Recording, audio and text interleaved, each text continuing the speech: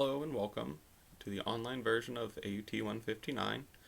I once had a student recommend that all of the lectures should just get recorded to YouTube so that we can just do shop activities while we're at the school. And I thought that was laughable at the time, but I guess all things come in time too, huh? So here we are, YouTube lectures.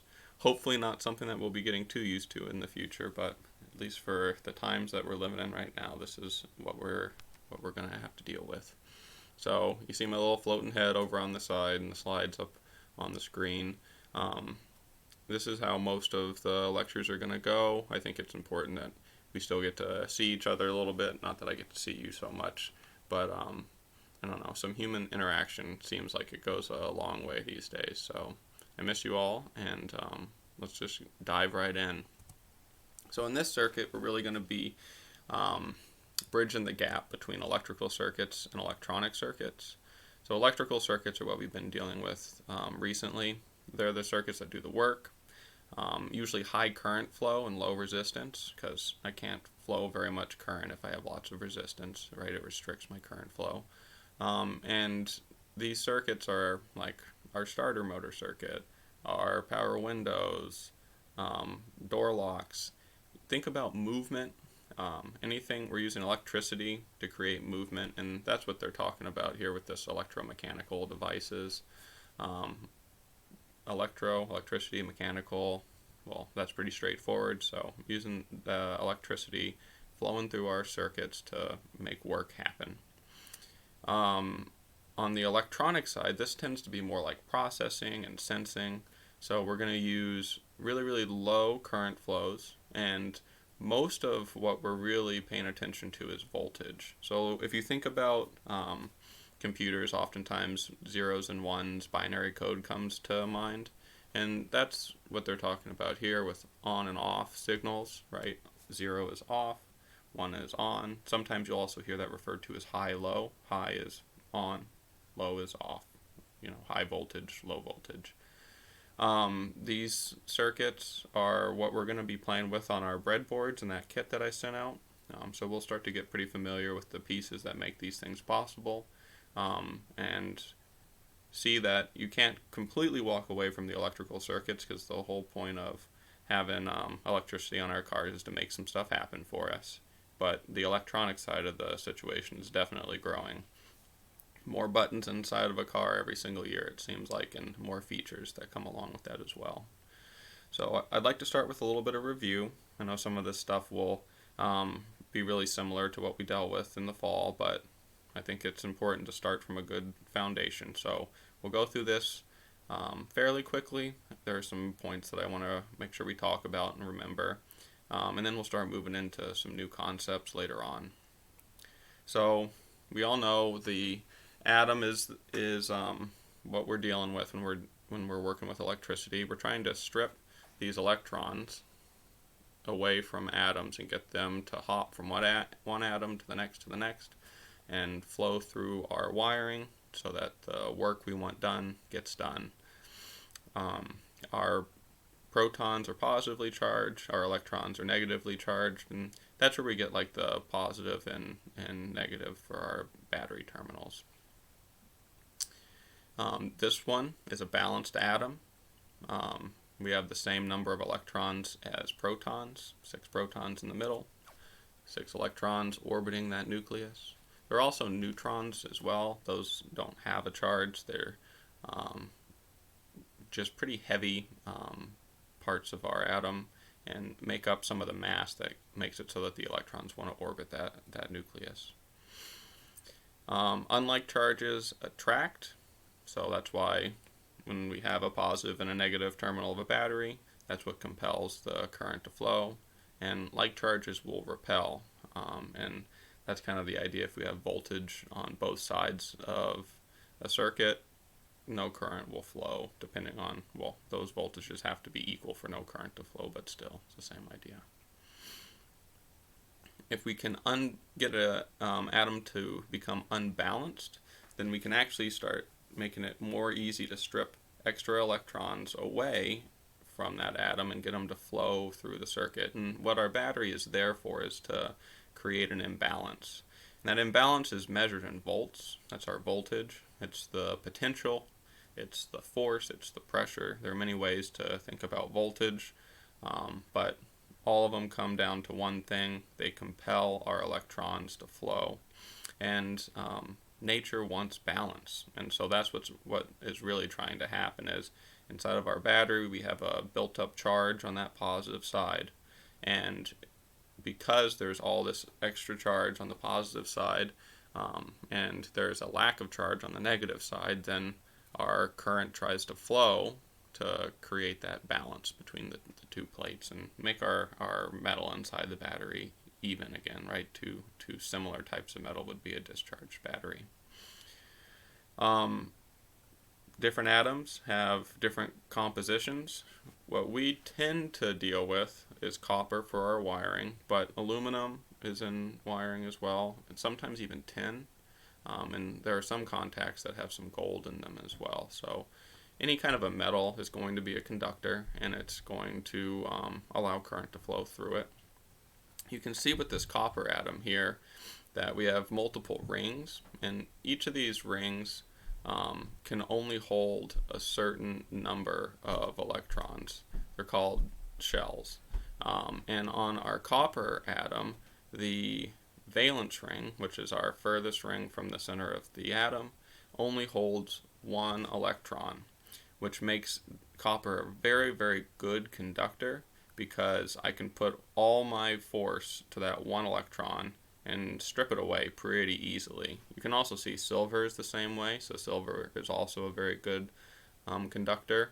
Aluminum is a good conductor as well, but not quite as good. You see how we have 3 electrons in that valence ring, so that means that the force gets split between all 3. So aluminum has a little bit higher resistance than copper or silver. And so that's why we see copper so often. Silver is expensive, so we're not going to be wiring up cars with silver stranding. I don't know, maybe you get into some luxury vehicles where they think that's cool, but not with any of the stuff that we're going to be playing with. And that's just going on talking about that free electron in the valence ring. So, like I said, this is copper again. That one electron in the valence ring makes it pretty easy to strip it away and get it to hop over to the next atom, and then the next, and the next, and the next, and that's our actual current flow. And off it goes. Go do some work for me, little electron. Conductor.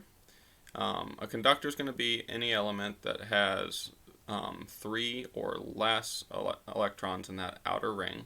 And that's because, right, as we build up more and more electrons, it becomes harder and harder to free any of them. So this conductor here, with just the one, is a good conductor. Insulators are going to have 5 to 8 electrons in that valence ring. 8's the maximum number that can be in that ring. So that's why that's there, and that's just all physical science. But with these extra electrons, here on this one I have 6, that means that the force would be evenly split between all 6 of the electrons, making it pretty hard to flow any current. That doesn't mean that it's impossible. We can burn through insulators, and like we have spark plugs that jump through the air, right? So jump spark through the air anyway. And so no insulator is perfect, but likewise no conductor is either. Semiconductors are really the how do I want to put it? The semiconductors are really what make electronic circuits possible. These are devices that they change their resistance, or maybe they produce voltage based off of the environment that they find themselves in. Some will create light, some will create heat, all kinds of really interesting things. And they call them semiconductors because they tend to have attributes of both a conductor and an insulator. This has 4 electrons in that outermost ring, and because of that, they're really straddling the line between those two, and it makes for some pretty interesting things that are possible when we build circuits with semiconductors, and we will, so you'll get to see some of the neat outcomes that come along with semiconductors. And then there's our current. flowing through the wire, and these electrons physically have to make the journey all the way through the wire. In an AC circuit, that's not quite as much true. We're just compelling electrons to move back and forth. But with direct current, which is what we're dealing with, those little electrons have to go on quite a ride. In the automotive world, and many trades for that matter, we use the conventional theory for current flow, which says that current flows from positive to negative. We have a built-up charge, and that charge wants to flow to negative to create balance and discharge the battery. 1 amp of current flow is a whole lot of electrons flowing. 6.28 billion electrons past a point per second. So 1 amp of current flow is actually a substantial amount of work that's being done. And so when that kind of brings things into perspective when we think about electronic circuits and really low current flows. I mean, there's still a lot of electrons that are flowing through these circuits even when we have super high resistances.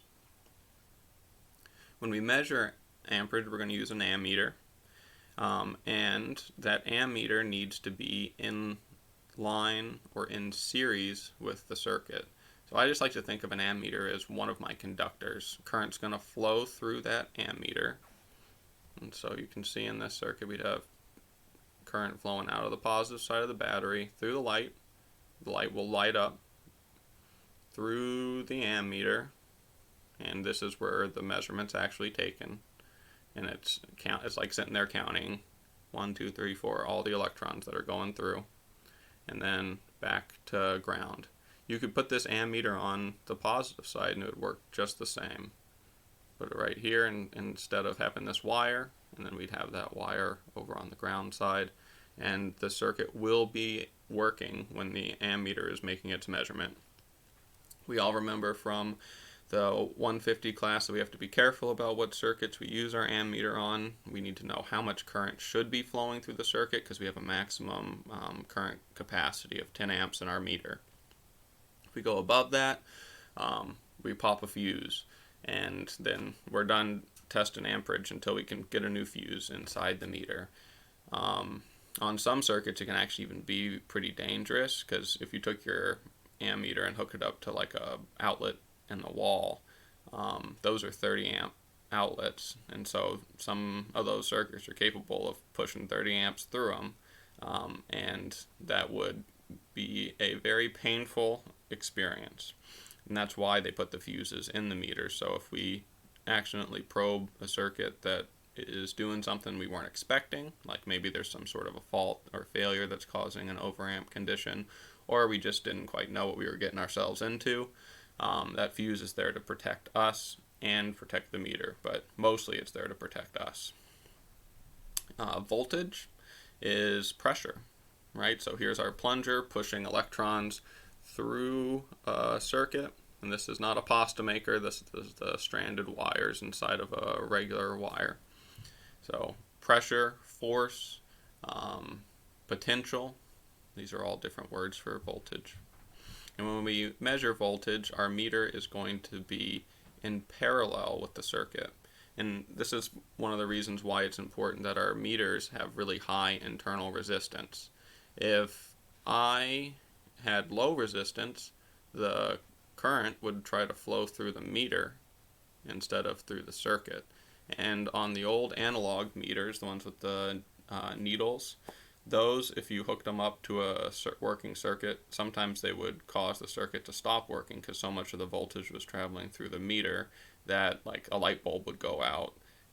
And that makes it hard to, come up with good test results, because if the circuit changes the way that it works when you hook the meter up, you can't really get a good measurement of how the circuit's actually working. So meter is in parallel on a voltage test. Resistance is anything that makes it hard for current to flow. We have pretty close to fixed voltage on our cars, somewhere between 12.6, and I guess some charging systems now can get up to about 15 and a half volts trying to charge the battery back up, but in relative terms, that's a pretty small window. So when we build circuits, the resistance is really vital to limiting the amount of current that can flow through the circuit. If we limit it too much, the circuit can't do the work that we want it to do. If we don't limit it enough, we might actually burn some components up. And there's our resistance measurement being taken. When the meter measures resistance, it actually puts voltage or applies a voltage to the circuit, and then it measures how much current can flow through the circuit. So it's really important that the circuit is isolated. Whatever section we're trying to test, we want it isolated from not just power sources, but other circuitry as well, because if we start to have multiple pathways to ground, let's say, it can give us false resistance readings, or at least ones that it would give us a reading that we couldn't really use for diagnostic processes. So when we do a resistance measurement, we really want to know that we have the circuit completely isolated and we're testing between these 2 points. How much resistance is there? The resistance of this conductor is in play, and so is the resistance of the bulb. If we wanted just the bulb, we'd have to move our meter leads much closer to it, or maybe even remove the bulb from its socket and test it directly. Our complete circuit is going to have a power source, it's going to have a fuse to protect it, and it's going to have a load. And I would argue that it's nice if we have some sort of a switch or control device so that we can turn the circuit off. The way that this circuit is set up right here, if I just left it hooked up, it would have this bulb burning bright until the battery started to discharge, and eventually it would fully discharge the battery. So having a switch is pretty important as far as our power source is concerned, for sure. And maybe I want to go to sleep and I don't want the light bulb to be on. I don't want to have to necessarily pull out tools and disconnect the battery every single time, or pull a fuse out and make sure I put it back in later. A switch would be very convenient. Oh, there's a switch. And this time we're using ground, so some metal body component of the vehicle, to allow current to travel back to the battery, because current that flows out of the battery has to return to the battery again, in the same battery. I once tried to do some voltage testing when I was a young technician with a booster pack. I was in like the back of a vehicle, and I was trying to make sure I had a good ground. I was like, well, this booster pack's got negative, I'll just use that as ground. That's not how it works. These circuits have to be a closed loop. And I would have to have wired in that booster pack to the car so that it was part of the power and ground pathways before it was any good to me whatsoever. And that's a lot harder than just finding a good wire or a test lead or a jumper or something like that to get me to a good ground. And that's just a better illustration of how the ground works. The car is made out of metal. Metal is a conductor. Why add extra wires, which would add extra weight and extra cost, because wire's not cheap, to the vehicle when we already have a bunch of good pathways. We tend to use the body for the ground pathway because the voltage has already been dropped, so there's less likelihood of any kind of electrocution or sparks or heat or anything like that being caused.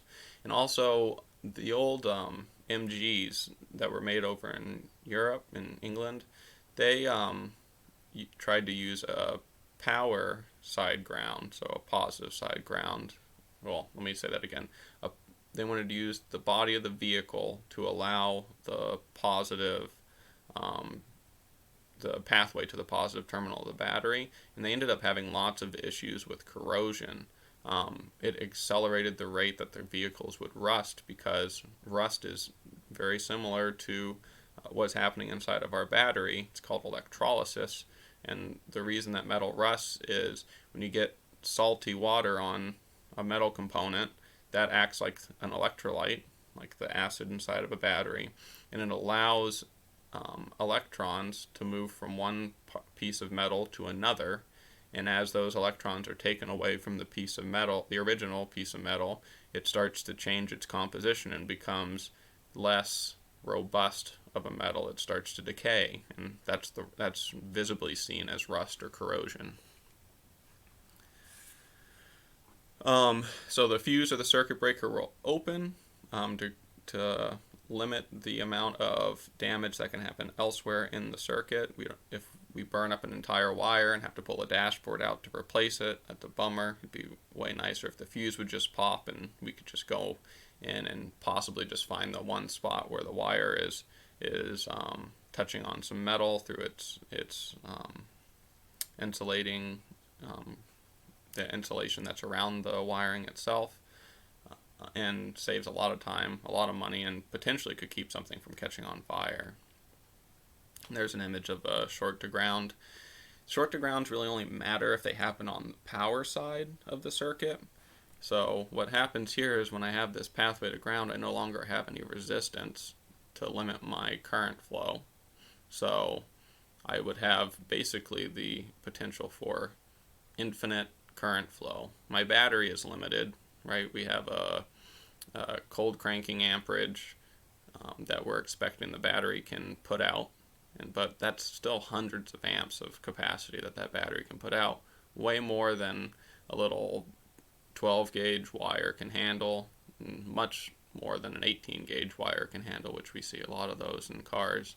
So that would pop our fuse, and so then at that point we would have the circuit would no longer be working, but we have the ability then to go in and try to diagnose the issue instead.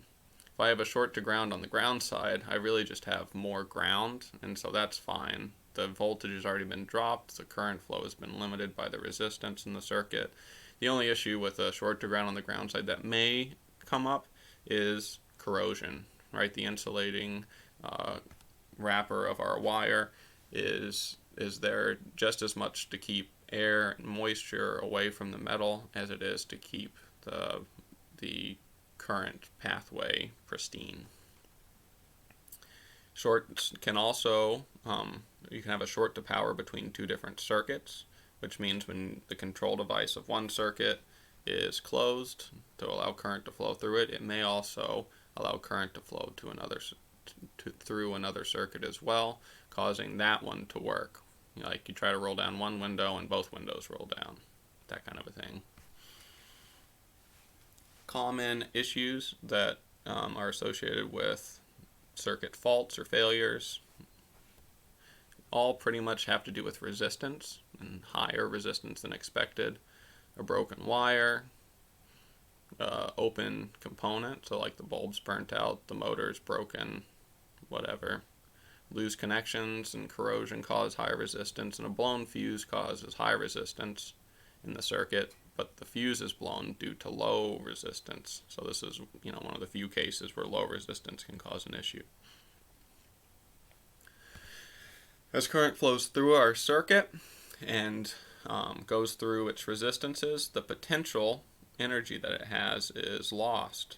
And so this water wheel is just depicting, here's my battery basically, and I'm flowing through the circuit through some conductors, and then I do some work, the light bulb lights up, and that potential energy is lost, and we make it down to ground eventually, and we have no potential then.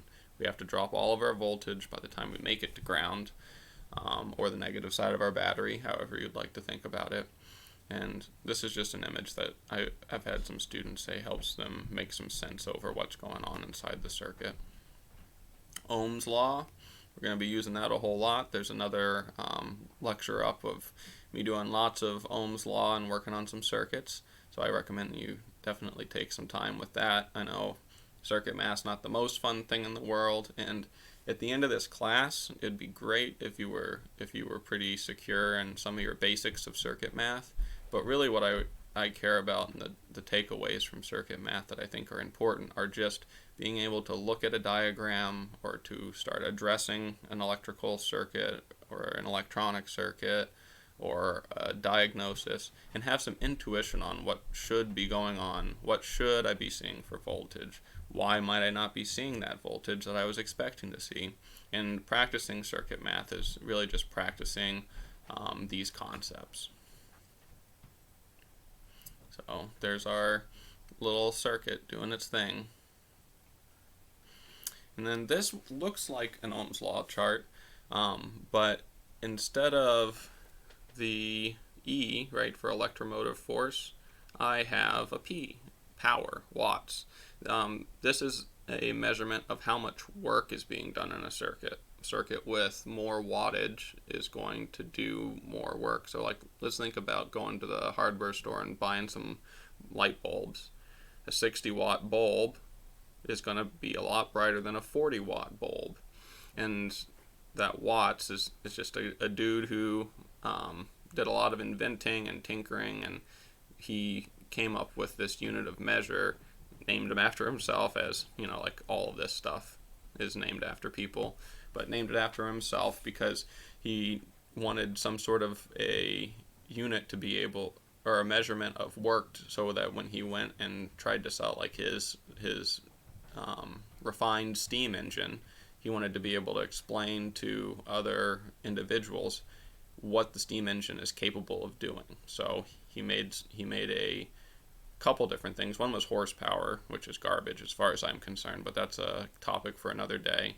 And then watts is like the metric system, basically. It's directly convertible to many different things.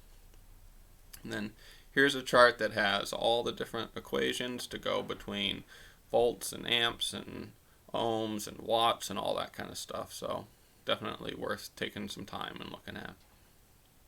And that brings us to the end of our show. Not the end of all lectures for the entire semester, but definitely the end of this one. I miss having your feedback and your comments, and I even miss getting knocked around by a few of you guys every once in a while. So I hope you're doing well, and I'll see you next time.